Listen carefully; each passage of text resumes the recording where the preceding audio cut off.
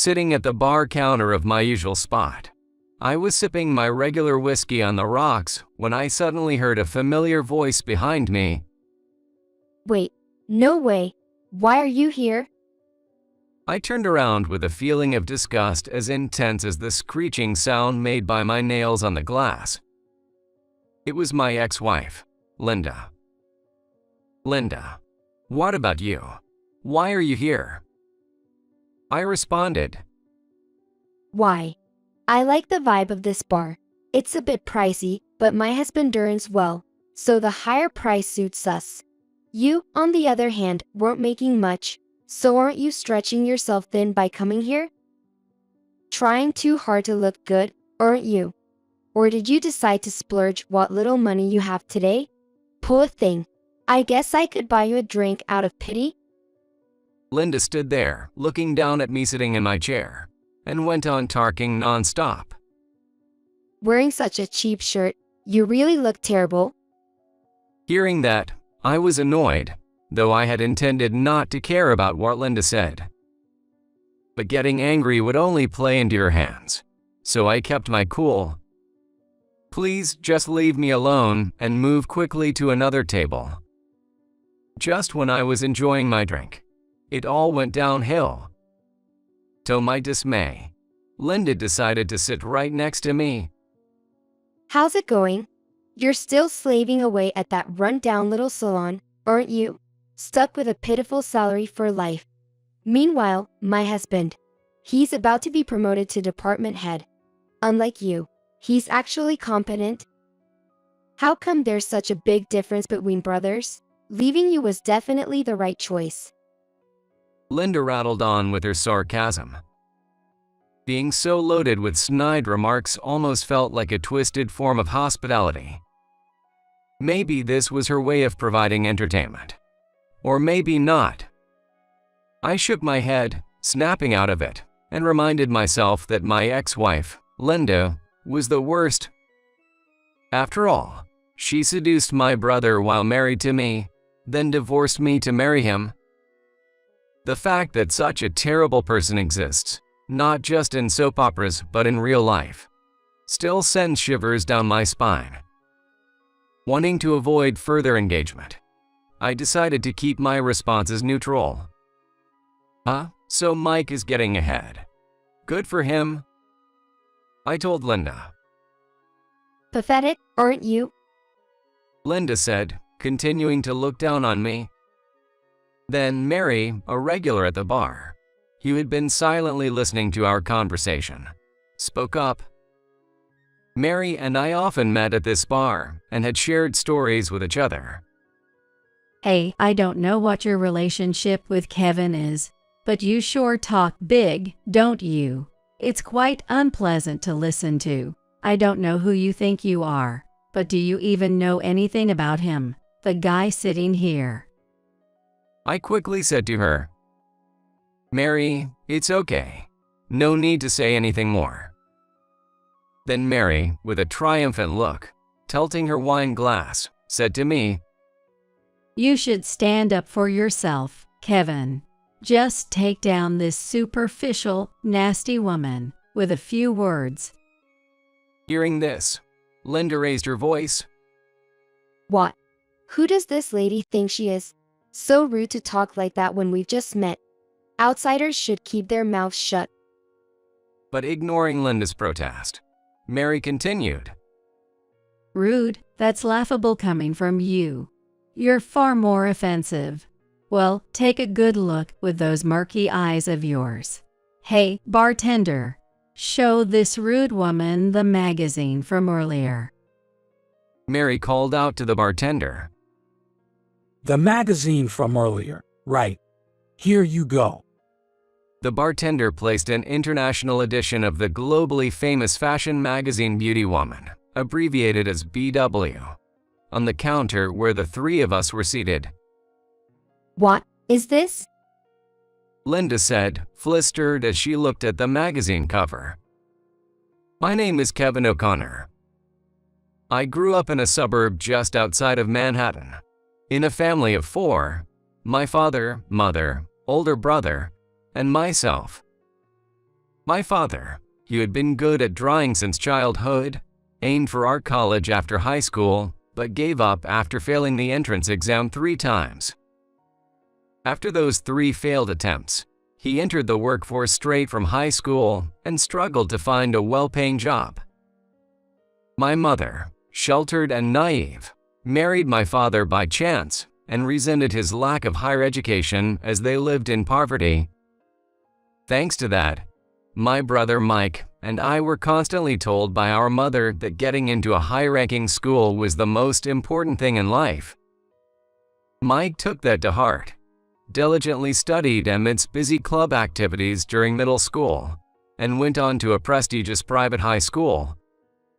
He maintained high grades in high school, faced college entrance exams, and graduated from a renowned university. However, I was not influenced by my mother or brother. Though my dad gave up on art school, he spent his weekends painting as a hobby and attending solo exhibitions of his artist friends. I was shaped by such influences from my father. I'm heading to the gallery in Chelsea to look at some paintings. Wanna come along? He often invited me like this on Sundays, and while my brother Mike showed no interest, I was keen on art and frequently joined him on these outings. Dad knew many in the art scene, providing me with plenty of opportunities to meet artists as a child. Influenced by this, I decided to become a hairstylist. So after high school, I didn't go to college but enrolled in a beauty trade school instead. Most of my peers went on to high school, and I did consider it. Not that I didn't. The idea of following my mom's advice to graduate from a good college and land a stable corporate job seemed fine too. But since Mike was already pursuing that path, I felt I didn't need to, and there was another reason. When I was in 9th grade, I overheard my mother one night talking to my father. How are we going to manage Kevin's school expenses? We're already struggling with Mike's tuition and tutoring fees. Feeling guilty for eavesdropping, that conversation clinched my decision that I didn't need to go to college. Sure, beauty school cost money, but I managed by working part-time to cover my tuition and pocket money. I enjoyed studying beauty and felt it suited me well. So, I never doubted that I was living a successful life, and at 18, I started working as an apprentice hairstylist. Although the pay was low, I found it fulfilling. 2 years into my career, I was recognized as a hairstylist and moved out to live on my own. Life was tough, but I could make ends meet by keeping my expenses low. Then, at the elementary school reunion when I turned 20 years old, a turning point arrived for me. It's been a while. Kevin? That was Lindy Emerson, a classmate from elementary and middle school, as she approached me. Yeah. I didn't remember her. No surprise there. Despite attending the same elementary and middle school, we had only been in the same class once. That was when she transferred in during the spring semester of 3rd grade, and we were only in the same class then. So, we were classmates for just 1 semester. Man, it's such a shock to be forgotten by Kevin. Linda said, making me feel a bit guilty. At 20, she was very beautiful, and since my life was all work with no time for romance, I admit she caught my attention. She asked for my contact, followed up with calls, and even asked me out. So before I knew it, we were dating. She had a strong desire to get married, and after some thought, we tied the knot at 23. Being a hairstylist in a small suburban salon, I wasn't exactly well off financially. So, we couldn't have a big wedding, nor could we afford a lavish life after marriage. I thought it would be better to wait until my income improved, but Lindy insisted. I want to get married now. So, I made up my mind. We couldn't afford a rich lifestyle yet, but I decided to work hard to gradually increase our income. After all, It wasn't just my life anymore. I had a family now. Since our marriage, I dedicated even more time to studying about beauty whenever I could. The owner of the salon even discussed a promotion to manager with me, but I was constantly pondering whether it was better to take the promotion or change my workplace for further career advancement. That was when it happened. A year after getting married, Sorry, I need to talk. I got a message on my phone from my brother Mike. He usually doesn't contact me much. "What's this about?" I texted back, "What's up?" and he replied wanting to meet. So we decided to catch up after work the next day. When I arrived at the cafe we agreed to meet at, it wasn't just Mike waiting there, but oddly, my wife Linda was also there sitting next to him. I thought I was here to talk to Mike. Why is Linda here? I asked, completely puzzled, and sat across from Mike and Linda. I'm really sorry, Kevin. Mike said, apologizing deeply to me. Linda was silent, saying nothing. "What are you sorry about?" I felt an odd tension in the air, and even the coffee I drank lost its taste. It's cruel to make my sweetie Mike say it, so I'll tell you myself. Linda spoke up. I couldn't believe my ears. Linda doesn't even call me sweetie or anything. But now, she called him Sweetie Mike. I'm sorry, Kevin. I want to divorce you and be with Mike. Linda said assertively. I was completely lost for words. I don't understand what you're saying. That was all I could manage to say. I've grown to dislike our married life, and I've fallen in love with Mike. Linda said. Linda, do you realize what you're saying? You married me, remember? Falling for my brother. Doesn't that seem wrong to you? How did this even happen? I was confused about who was wrong, what was wrong, and why it was all happening. I know it's wrong to be with my brother's wife, but I was moved by Linda's passion. Mike told me. At that moment, something snapped in my mind.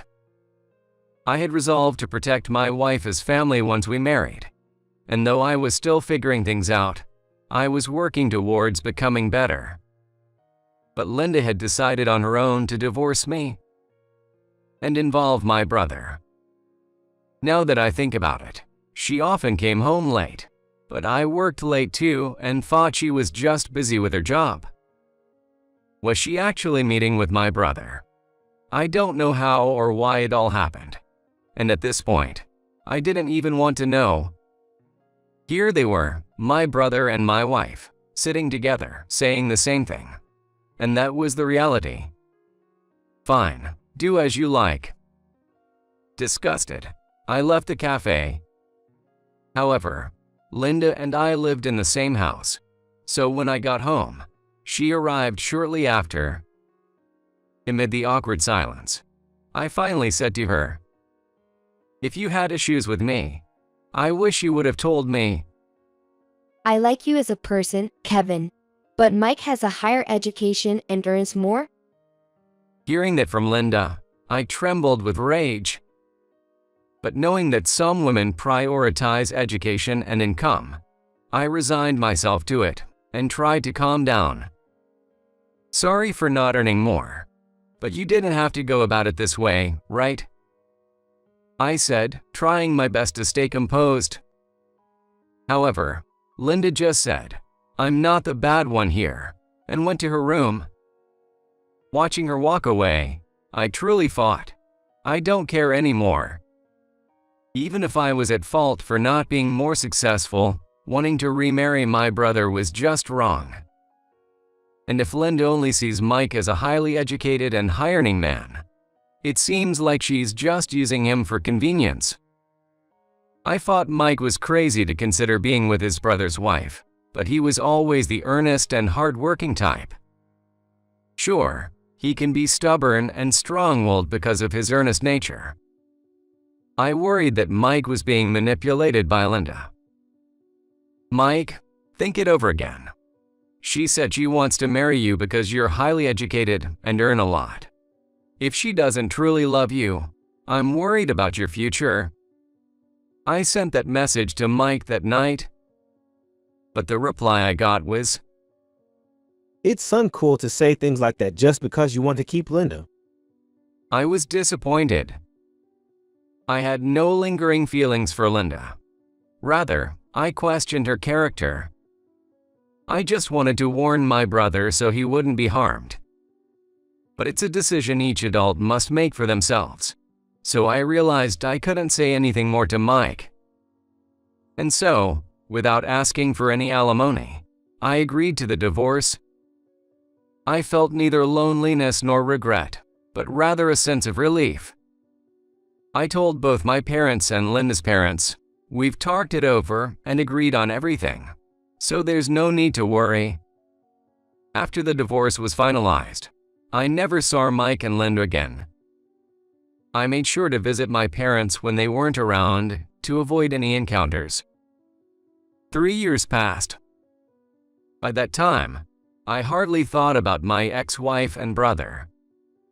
The initial period post-divorce was tough, filled with moments of deep sadness, but not because of losing Linda.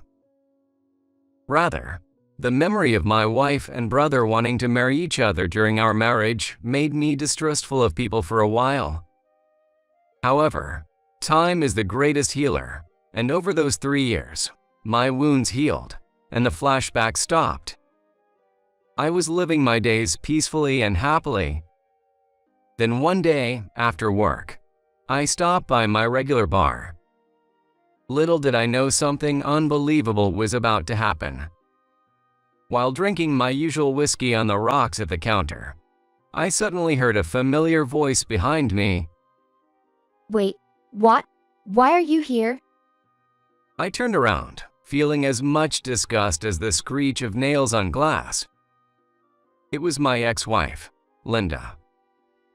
Linda, what about you? Why are you here? I responded. Well, I like the ambience here. It's a bit pricey, but my husband earns well, so it suits us. You, on the other hand, must be stretching your budget to be here, right? You're trying too hard to impress, huh? Or did you come here today to blow all your money? Poor thing. I could buy you a drink if you really want. Linda said, standing and looking down on me as I sat in my chair, rattling on by herself. I didn't respond because arguing would just be playing into your hands, so I quietly listened to her. Undeterred, Linda continued. Wearing such a cheap shirt, you really look awful. Hearing this, I tried not to let Linda's words get to me, but I couldn't help feeling a bit irritated. However, getting angry would just be what you wanted, so I stayed calm. I just wanted her to leave me alone and move to another table. I was enjoying my drink until this. What a waste. Then, unbelievably, Linda sat down next to me. 2 glasses of the cassis and orange, please? Linda ordered, and in about 3 minutes, 2 glasses of the cassis and orange were placed in front of us with a thud. Here you go. I nearly fell off my chair as Linda handed me one of the cassis and orange. Wait, this is for me? Surprised, I asked, and Linda said, of course. You don't think I'd drink 2 at the same time, do you? I'm not a fan of sweet drinks. Mixing sweet liquor with sweet juice really doesn't make sense to me. I'm really in a bind, but arguing with Linda seemed like a hassle. So I just said thanks and took the glass with a cloudy drink. How's it going? Still slaving away at that run-down little salon. Living on a meager salary for life is just pitiful. On the other hand, my husband. He's about to become a department head. Unlike you, he's competent. How can there be such a difference between brothers sharing the same blood? Leaving you was definitely the right move. Linda rattled on by herself, packing her speech with sarcasm. Faced with such an abundance of snide remarks, I almost wondered if this was her twisted way of being hospitable. Maybe this was Linda's unique way of entertaining me. Or perhaps not. I shook my head, coming back to my senses, and remembered that my ex-wife was the worst. After all, Linda, while married to me, had seduced my brother and then divorced me to remarry him. The fact that such an awful person exists, not just in fiction but in reality, still sends shivers down my spine. Determined not to get involved anymore, I decided to keep my responses non-committal. Mike is getting promoted, huh? Congratulations, I said to Linda. Huh? Pathetic little brother? Linda continued to look down on me with disdain. Then Mary, who had been silently listening to our conversation next to us, spoke up. Mary and I often met in this bar and would chat. Hey you, I don't know what your relationship with Kevin is, but you sure speak arrogantly, don't you? It's quite unpleasant to listen to. I don't know who you think you are, but do you even know anything about him, the guy sitting here? I hurriedly said to Mary. Mary, it's okay. No need to say anything more. Then Mary, tilting her wine glass with a triumphant look, said to me, You should just speak up, Kevin. Putting down such a vain and heartless woman would serve her right. Hearing this, Linda raised her voice. What? What is this? Who does this lady think she is? So rude to speak like that upon first meeting. Outsiders should keep quiet. Ignoring Linda's words, Mary continued. Rude? That's funny coming from you. You're much ruder. Well, take a good look with those clouded eyes of yours. Hey, bartender, show this rude lady the magazine from earlier, please. Mary shouted to the bartender. The magazine from earlier, right. Here it is. The bartender placed an international edition of the globally famous fashion magazine Beauty Woman, abbreviated as BW, on the counter where we were sitting. What is this? Linda said, her eyes wide as she looked at the magazine cover. Yes, that man on the cover is Kevin. Mary said, looking even more triumphant. No way. Isn't this a shot with the world-famous singer, Maria Smith? What's going on? Linda frantically flipped through the magazine. What? A 10-page feature with Maria Smith and Kevin? Why? Linda looked through the articles and photos in the magazine, flipping back and forth in a fluster. Explain this to me, Kevin. Instead of me, Mary began to explain. As you see, Kevin has become the exclusive hairstylist for the world-famous singer Maria Smith. His talent is highly regarded, and he's been getting offers from famous designers at Paris Fashion Week to do hair and makeup for their models. From your dowdy fashion today, it seems like you only know about local stuff and are clueless about the world. Did you know that in the global scene, hairstylist Kevin is a celebrity? While listening, Linda repeatedly muttered in disbelief, "No way." Because Kevin, you were just a hairstylist at some small, obscure salon in the suburbs. How did you rise to prominence like this? While I was employed at the salon, I participated in various competitions. Even when we were married, I was challenging myself in contests and talked to you about it. But you looked down on me, never really listened or showed any interest. I didn't get great results in domestic contests, but when I took a chance and entered international ones, I was recognized. That led to being spotted by a renowned hairstylist, training under them, and then entering bigger contests. I won first prize there and got hired as Maria Smith's personal hairstylist. I explained to Linda, though I felt no need to. But since Mary had already shared much about my background, I reluctantly added my own explanation. That's incredible, Kevin. Lindy exclaimed, then added, Just like my ex-husband to achieve such things. Hey everyone, I'm his ex-wife, you know, Kevin. Let's meet up sometimes as exes, okay? For starters, I'd love to get Maria Smith's autograph. Can I meet her too? I was astounded. Once she knew I had connections with celebrities, her attitude completely changed. She's so shallow. You are such a despicable woman. Shame on you. Stay away from Kevin for good. Ex-wife or whatever, you have no relation to him now, right? By the way, you called Kevin's shirt cheap earlier, but it's from a famous brand, you know, this. You can't even recognize quality. Mary raised her voice. But Linda, undeterred, wrapped her arm around mine and said, Hey, Kevin. I've been regretting, you know, I think you were the better man after all. Mike has been all about work lately and doesn't pay attention to me. I feel so lonely. Please, I'm going to divorce Mike. Can we start over again? I instinctively shouted, "Stop it," and shook her arm off.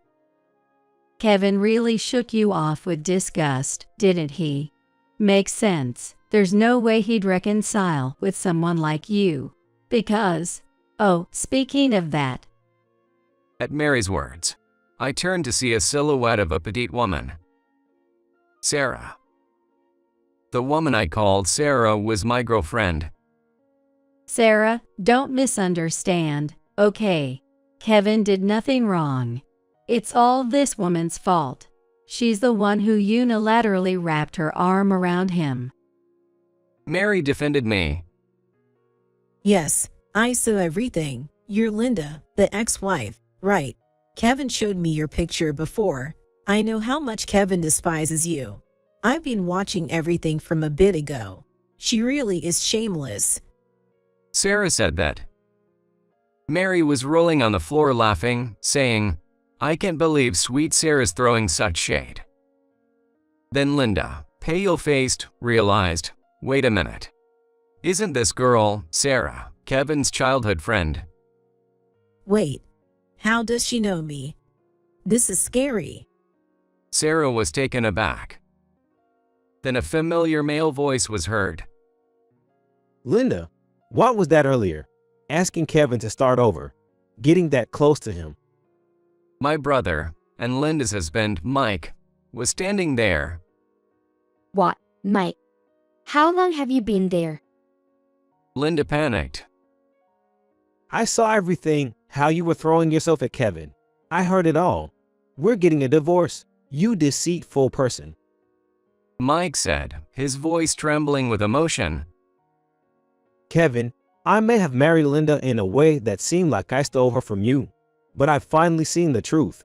I was naive. I'm ashamed that I was fooled by Linda's sweet talk and fibs she told. I sincerely apologize for hurting my brother, Kevin. I'm truly, truly sorry. Mike apologized deeply to me. It's okay. I don't hold a grudge. It's good that you've come to your senses, Mike. But maybe you should improve your judgment of women. That's right. I need to reflect on that. I'll start over after the divorce. No way. I won't let you divorce me. What are you talking about, Mike? Hey, we vowed our love for each other. Linda clung to Mike's arm. But Mike, with a look of disgust, shook off her arm and coldly declared, Don't touch me. I'll have my lawyer contact you about the divorce. Linda was sobbing uncontrollably. But, it's so unfair. I've loved Kevin since we were kids. I dreamed of marrying Kevin ever since he was kind to me, the new girl in elementary school. So, when we reconnected at the reunion and started dating, then got married, I was so happy. That Sarah girl. She was from another school and used to be in the same calligraphy class as Kevin in elementary, right? I always saw Kevin coming home from calligraphy class with that girl. and now you're dating her. How cruel. I love Kevin more than anyone. Linda cried as she spoke. I was dumbfounded. Then why, while married to me, did you decide to divorce and remarry my brother? Isn't that a terrible thing to do? Do you understand how I felt, betrayed by both my wife and brother? Have you ever considered other people's feelings? Or do you just grab whatever you want based on your whims? That's childish. No, even children understand others' pain. After our divorce, I struggled with insomnia because the emotional wounds wouldn't heal. Then I reconnected with Sarah through a local friend, and she was there for me, supporting me through my pain and considering my feelings. And now, Linda, you've hurt my brother Mike. You tried to get back with me in front of him, saying, "Can't we start over?" You've hurt people repeatedly. When will you be satisfied? You really are the lowest. I let out. But wanting a husband with abilities and good income is natural, right? I divorced Kevin and remarried Mike because he had a higher income. But now Kevin is more successful and famous. So naturally, I think we should get back together, right? In the next moment, Mary burst out laughing, saying, Kevin and Mike, this woman is unbelievable. Cut ties with her quickly. Then Mary addressed Linda. Linda, I can somewhat understand your feelings, but fundamentally, as a person, you are wrong. If you like, I'm always here at this bar. Come see me. I'll give you a thorough lecture and straighten out your attitude. The bartender chimed in. Once you're in Mary's lecture hell, even the crying kids go silent. Hearing this, I couldn't help but add, I know. I've seen plenty of people here tremble in fear under Mary's scolding hell. Both the bartender and I chuckled, while Mike and Linda were frozen with expressionless faces. I'll be staying in a business hotel for the next 3 days, so you need to move out of the house within that time. I'll start the divorce proceedings tonight. Mike told Linda. Realizing Mike's seriousness, Linda silently paid the bartender and left the bar alone. Well said, I've got the gist of it. You were deceived by that woman for a long time, right? Well, your sin is not excusable, but you have no choice but to deeply reflect. Kevin is a magnanimous man, so I think he will forgive you. For now, buy Kevin a drink, and one for me too. Mary said, looking at Mike. Understood. Bartender, around for Kevin, the lady next to him, and Kevin's girlfriend too, please. Then I seated Mike at the counter, leaving a seat empty between Mary and me, and I moved next to Sarah. Today was our wedding anniversary. I never expected things to turn out like this. Mike said, crestfallen. Mary silently comforted him by patting his shoulder. But Mike, you're stubborn once you make up your mind, right? If you've decided to divorce Linda and start over, I'm sure happiness will come your way. I encouraged him. I'm a lousy brother who hurt you. Sorry. Mike said. Come on, it's all good. The evil spirit is gone. Now let's toast. Mary raised her cocktail glass high, bought by Mike. But today is an important day for Kevin. Enough about your brotherly woes. If you're truly reflective as a brother, then celebrate your brother's new beginning. Mary told Mike. New beginning? Yeah, I'm actually moving to France for a while because of work. So, I pulled out a small box from my pocket. Sarah, please come with me. Let's get married. I will make you happy for sure. Inside the box was a ring. I had told Sarah about moving to France, but it was the first time I asked her to come with me. Tears welled up in her eyes as she said, "Thank you. I'd love to. I'll follow you. I will support you as your wife for life." The bartender quietly clapped his hands. Noticing this, Mary stood up, shouting, "Bravo," and clapped her hands. Other customers in the bar also turned to us and applauded. I glanced over to see Mike crying with big tears rolling down his face. Half a year later, I had expanded my work and network in France, achieving great success as a hair and makeup artist. Sarah and I were also living happily together. During a temporary return to the US, I visited my parents' house. My mother said, "Recently, Linda's parents came to apologize. We were worried when you and Linda divorced and she remarried Mike, but you said you three had agreed, so we shouldn't worry, right? But after talking to her parents, I finally understood it was all a mess. They felt responsible for raising Linda to be so selfish. They were very apologetic. Well, I always thought you boys lacked judgment in women." my mother said, laughing. She raised us with a belief in the importance of high education, but now she has mellowed and supports my career. My father, needless to say, is also fully supportive. By the way, Mike is dating a woman his age he met at work. I hope it works out for him this time, like it did for you and Sarah. My mother shared this news with me. I was happy. I want Mike to find happiness too. And now I hope Linda will change, so her parents won't have to apologize for their daughter again at their age. It's possible to make wrong choices in life. Ideally, one should not make mistakes, but what matters is how you handle them afterward. I believe not everything will be smooth sailing in life ahead, but I plan to cherish each moment and move forward. There's a place for me in France. There's still a long way to go. With that thought, I left my family home and looked up at the sky, ready to board my flight.